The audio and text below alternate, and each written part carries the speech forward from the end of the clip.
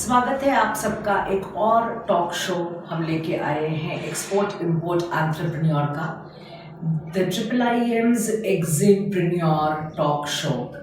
इस शो में आज हम एक बड़े मज़ेदार इंसान को लेके आए हैं जो एक्सपोर्टर भी हैं और हमें बार बार हमारे प्रेक्षक पूछा करते हैं कि कंसल्टेंट कैसे बने एक्सपोर्ट इंपोर्ट में। तो हमारे साथ आज है मीत जोशी जो एक कंसल्टेंट भी हैं, एक एक्सपोर्टर भी हैं और रहने वाले हैं दोनों चीज़ों में। इनको बहुत अच्छे कॉन्टैक्ट्स मिले हुए हैं जिससे वो कंसल्टेंसी भी कर रहे हैं। और कौन से प्रोडक्ट में? आप सबके चहीते प्रोडक्ट स्पाइसेस में। तो हम बात करेंगे मीत जोशी से डिटेल में, वो क्या कर रहे हैं, कैसे कर रहे हैं। शुरू करेंगे उनके बैकग्राउंड से। मीत भाई, आपका थोड़ा सा हमें बैकग्राउंड दीजिए, आपके फैमिली बैकग्राउंड और आपने कैसे ये फील्ड में आए आप। अच्छा, ठीक है। मेरा नाम मीत जोशी है और मैं एक्सपोर्ट एक IIIM से शुरू किया था। ठीक है, इसमें से मेरे को इतनी अपॉर्चुनिटी मिली तो मैंने ये कोर्स ज्वाइन किया। कोर्स ज्वाइन करने के बाद मेरे को ऐसा लगा कि एक्सपोर्ट तो बहुत बड़ी अच्छी चीज़ है। और फिर मैंने प्रोडक्ट सर्च करके मैंने स्पाइसेस सर्च किया, फिर स्पाइस में गया और स्पाइस में मेरे को इंक्वायरी आने लगी। और इसमें मेरे को क्या है, थोड़ा डिफिकल्टी हुई, लेकिन इसके बाद मेरे को 1.5 और 2 साल के बाद मेरे को इंक्वायरी ज़्यादा आने लगी और मेरे को इंटरेस्ट इसमें ऐसा लगने लगा कि मेरे को यही प्रोडक्ट सूट करेगी। अच्छा मीत भाई, हम आगे जाने से पहले मुझे आप इतना सा सिर्फ बता दीजिए, बिजनेस और जॉब है उसमें। मेरा बिजनेस तो मैं फार्मा लाइन में था पहले। ओह, फार्मा लाइन में था, तो मतलब आप जॉब कर रहे थे फार्मा लाइन में? नहीं, फार्मा लाइन में मेरा खुद का नहीं, मैं ट्रेडर था। ट्रेडर थे? अच्छा। ओके, तो फार्मा लाइन में थे और फार्मा लाइन से अभी आप एक्सपोर्ट इंपोर्ट में आ गए हो। Very interesting. मीत भाई, आपके फैमिली में कोई बिजनेस कर रहा था? आपके फादर, उनके चाचा? नहीं, वो सब job oriented. So first generation entrepreneur और वो भी एक्सपोर्ट में। तो ये है हमारे मीत भाई। और मीत भाई ने जो स्पाइसेस के बारे में हमें बताया कि उनको बहुत सारी इंक्वायरी मिलने लगी। अब इंक्वायरी का मतलब क्या होता है? मान लिया जाए कि हम बायर को ढूंढते हैं, सर्च करते हैं। yes. मेरी प्रोडक्ट में जैसे मैंने स्पाइसेस सिलेक्ट किया तो स्पाइसेस के बारे में वो लोग पूछने लगते हैं कि इसका हमको सैंपल दीजिए, उसका रेट दीजिए। इसमें के प्रोडक्ट में आगे बढ़ते जा रहे हैं, वो लोग हमको इतना लिस्ट प्रोवाइड करते हैं कि इतना रेट दीजिए, इतना सैंपल दीजिए। हम जब भेजते हैं तो वो लोग हमारे रेट और सैंपल से जब खुश होते हैं तो और बताते हैं कि भाई और उसमें आगे बढ़ो। और इसमें ऐसी बात होती है कि फिर उन लोगों को यहाँ टेस्ट रिपोर्ट चाहिए, तो टेस्ट रिपोर्ट करके भेजते हैं अपना स्पाइसेस वाले, तो वो लोग मान जाते हैं कि अच्छी क्वालिटी है। मीत भाई, आप ये कह रहे हो कि आपको इंक्वायरी आने लगी, आपका सैंपल मांगने लगे बायर्स जो दूसरी कंट्री में होते हैं, वो कैसे मुमकिन हुआ? मतलब कि आपने उनको कैसे कांटेक्ट किया, उन्होंने आपका कैसे कांटेक्ट किया? थोड़ा सा बताएंगे इसके बारे में। इसमें मुझे ऐसी बात है कि जब मैंने कोर्स ज्वाइन किया तो कोर्स में मुझे सिखाया गया कि बायर कैसे फाइंड करते हैं। उस वे से मैं बायर फाइंड करने में जाने लगा, तो मेरे को इसमें इंक्वायरी आने लगी। फिर इंक्वायरी के बाद मेरे को सपोर्ट लिया कि कैसे इंक्वायरी जनरेट करते हैं, तो मैंने इस सपोर्ट से आगे मैंने इंक्वायरी जनरेट की। इसी तरह बायर का भी रिप्लाई आता, रिप्लाई आने के बाद मैंने सपोर्ट लिया कि कैसे उसको आंसर देते हैं, तो उससे इसी तरह मैंने आंसर दिया। Very good. तो आपने आगे गए, वापस पीछे आए, कुछ जवाब ढूंढने के लिए वापस आगे गए, वापस पीछे आए थोड़े से जवाब ढूंढने के लिए। अभी आप कंफर्टेबल हो, अभी आपको सारे ऑलमोस्ट जवाब मिल गए स्पाइसेस के बारे में।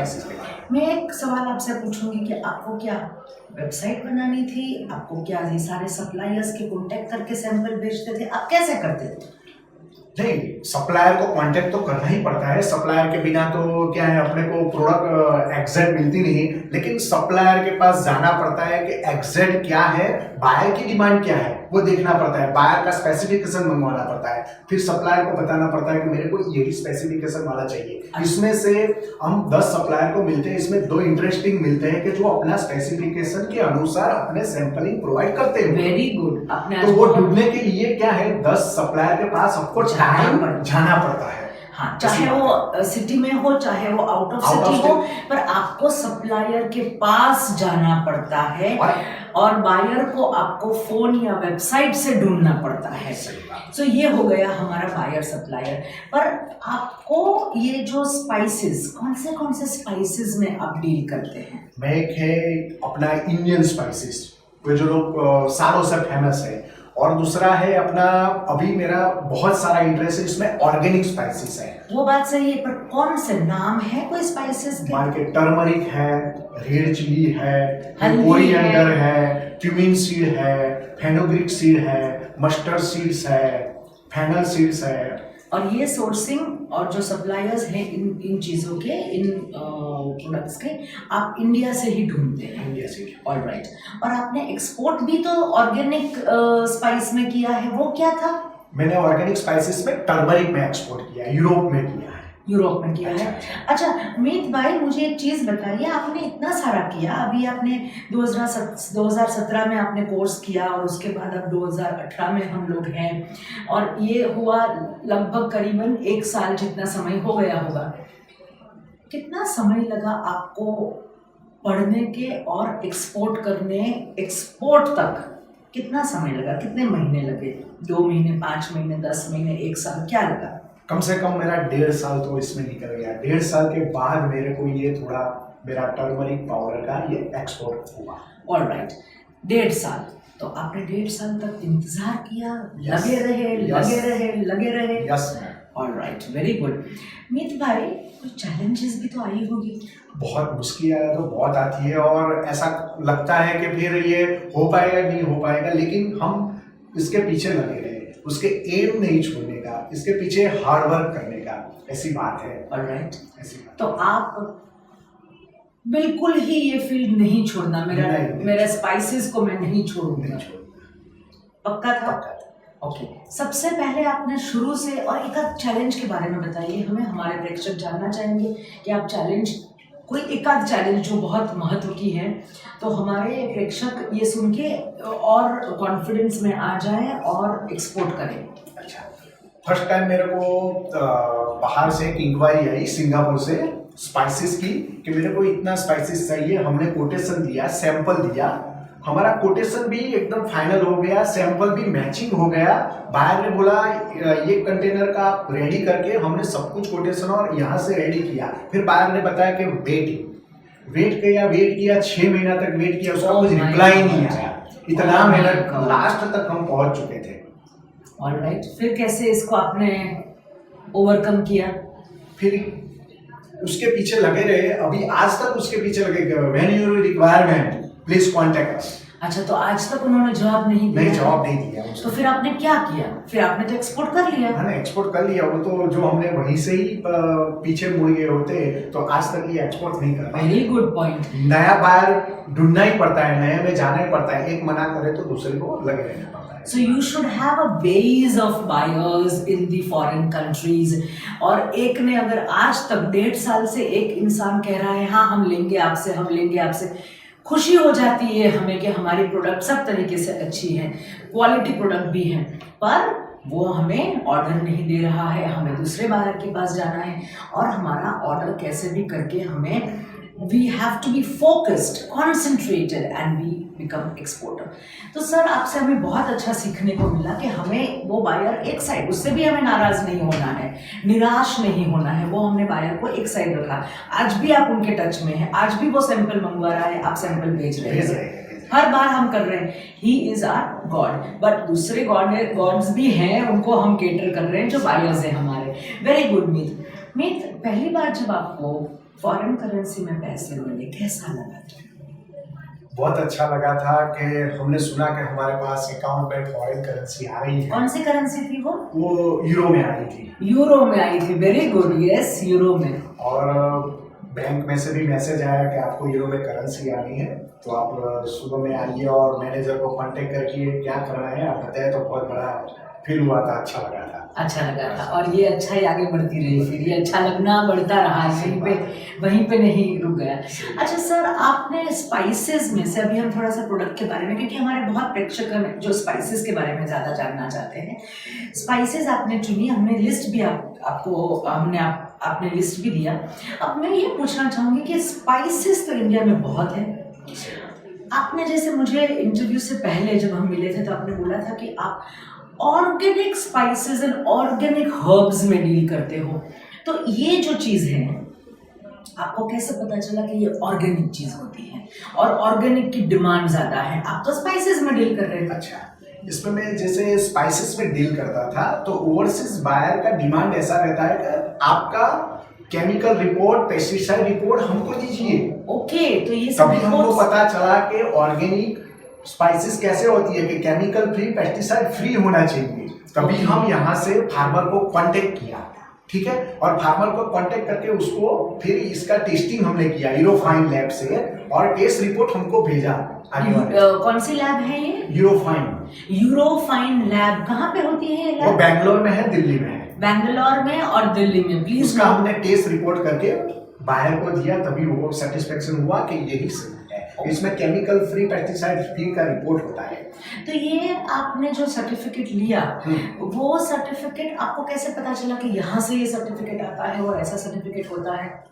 हमने सर्च किया कि ऑर्गेनिक में कौन सा सर्टिफिकेट रिक्वायरमेंट होता है। इसलिए हमने फिर रिक्वायरमेंट करके हमारी फर्म से हमने यूएस लिए, फिर और इंडियन ऑर्गेनिक EU सर्टिफाइड सब हमने हमारी फर्म पे सर्टिफाइड करवाया हमारी फर्म से। जब हम सर्टिफाइड करवाते हैं तभी ये फर्म से हमारा ऑर्गेनिक प्रोडक्ट एक्सपोर्ट हो सकता है।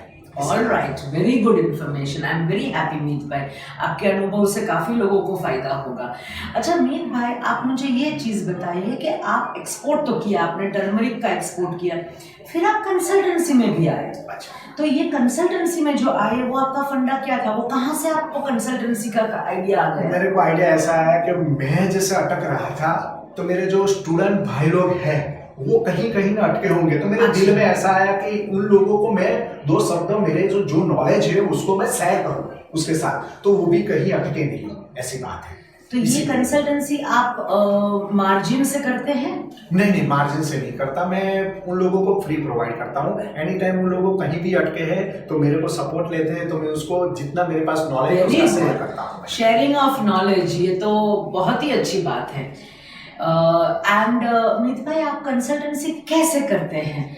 सप्लायर होता है एक्सपोर्ट इंपोर्ट में और बायर होता है, और बायर जो होता है वो कोई दूसरी कंट्री में होता है, सप्लायर होता है जो हमारी कंट्री में होता है। तो आप बीच में कैसे उनकी कंसल्टेंसी करते हैं, ये ज़रा थोड़ा सा हमारे प्रेक्षकों को समझाइए प्लीज़। इसमें क्या है, किसी भी या हमारा स्टूडेंट लोग है कहीं भी बायर को वहीं से कोई प्रोडक्ट के लिए सिलेक्ट करते हैं, बायर ने प्रोडक्ट सिलेक्ट कर लिया और उसकी फर्म पे कहीं कोई सर्टिफिकेट नहीं होता है, तो फिर वो मेरे को फोन करते हैं, तो मैं उसको सपोर्ट देता हूँ कि मेरे पास ऑलरेडी सर्टिफिकेट है, आप मेरी फर्म से भी एक्सपोर्ट कर सकते हैं और आप इसमें से कुछ भी न कुछ एक्सपेंस करके कमीशन ले सकते हैं। ऐसी बात नहीं, मैं पूरा सपोर्ट करूंगा, ऐसी बात नहीं है। बायर को भी नॉलेज दूंगा, यहाँ से सप्लायर भी ढूंढ के दूंगा और उसको एक्सपोर्ट करने में पूरा मदद करूंगा। Okay, so it means to become a consultant in export import, you have to be here, you have to be a supplier who doesn't have any exporting idea and he doesn't want to do exports.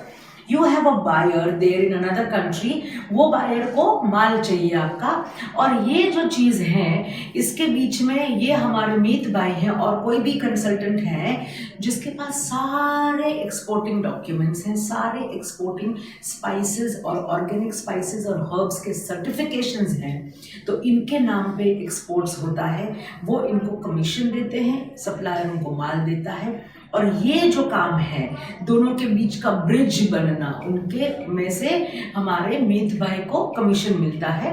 अपना खुद का तो वो करते ही हैं, ये क्या होता है कि फार्मर से खुद माल ले लेना, उसको बायर को कैसे चाहिए, अभी टर्मरिक है तो बायर को कैसे चाहिए टर्मरिक के पूरे गट्ठे चाहिए, टर्मरिक का पाउडर चाहिए, उसमें कुछ फोर्टिफाइड चाहिए, उसमें कुछ मिलावट चाहिए, ये सारा देख के तैयार करते हैं सप्लायर से माल, और फिर बायर को सैंपल भेजते हैं। सैंपल भेजने के बाद अगर बायर ने अप्रूव किया तो दाम की बात होती है, दाम की बात हो गई तो फिर एक्सपोर्ट की बात हो जाती है तो कंटेनर भेजते हैं। This is called consultancy, export import consultancy. तो कंसल्टेंसी में आपको कोई इन्वेस्टमेंट होता है सर्टिफिकेशन के सिवा? नहीं, सर्टिफिकेशन में ही कॉस्टिंग लगता है। वो तो मेरी फर्म में मेरे को एक्सपोर्ट करने का है, इसलिए मैंने ये कॉस्टिंग किया है और हर साल इसका रिन्यूअल आता है, तो वो कॉस्ट लगती है। बस, तो सिर्फ इतनी कॉस्ट लगती है कि आपके पास सारे डॉक्यूमेंटेशन है, सारे सर्टिफिकेशन है, सारे रजिस्ट्रेशंस हैं। तो इसलिए यहाँ से आप अपना कंसल्टेंसी शुरू कर सकते हैं। ये कंसल्टेंसी का कंसेप्ट ऐसा है कि हमारा एक वीडियो आपने देखा होगा जिसमें दीपक सर ने बोला है लो इन्वेस्टमेंट हाई रिटर्न्स, ये वाली चीज़ यहाँ पे हो सकती है। आप एक्सपोर्ट इंपोर्ट में अगर आपके पास लाखों रुपए नहीं है, कम रुपए हैं, लो इन्वेस्टमेंट के पैसे हैं, तो आप ज़रूर से कंसल्टेंट बन सकते हैं। You can become a trader and you can establish your own firm to such an extent कि कल आप एक्सपोर्टर भी बन जाएं और इंपोर्टर भी इसी तरह आप बन सकते हैं। तो उम्मीद भाई, आप हमारे आजकल के जो स्टूडेंट्स हैं, जो हमारे आजकल के जो एक्सपोर्ट इंपोर्ट करना चाहते हैं, आजकल की जनरेशन के बच्चे, उनके लिए कोई मैसेज देना चाहोगे आप? मैं इतना ही बोलना चाहूँगा कि आप जो प्रोडक्ट सिलेक्शन करते हो ना, जो प्रोडक्ट सिलेक्ट करो वो पहले फाइनल करो। प्रोडक्ट सिलेक्शन के बाद ऐसा मत करो कि ये प्रोडक्ट अच्छी नहीं है, वो प्रोडक्ट सब अच्छी होती है। खाली बायर को आप सेटिस्फेक्शन करो और इसके पीछे लगे रहो तो आपका जरूर एक्सपोर्ट होगा ही होगा। इसमें टाइम लगेगा, कोई दिक्कत वाली बात नहीं है, लेकिन हार्ड वर्क करना पड़ेगा, जरूर होगा। Very good, Meet Bhai. I'll sum it up to say that please all products are good. मुझे कई बार बच्चे बोलते हैं कि मैम ये प्रोडक्ट अच्छी नहीं है, कोई अच्छी प्रोडक्ट्स हमें सजेस्ट करो ना। सब प्रोडक्ट्स अच्छी हैं, सब प्रोडक्ट्स बाहर जा रही है इंडिया से, तो अच्छा खराब कुछ नहीं है।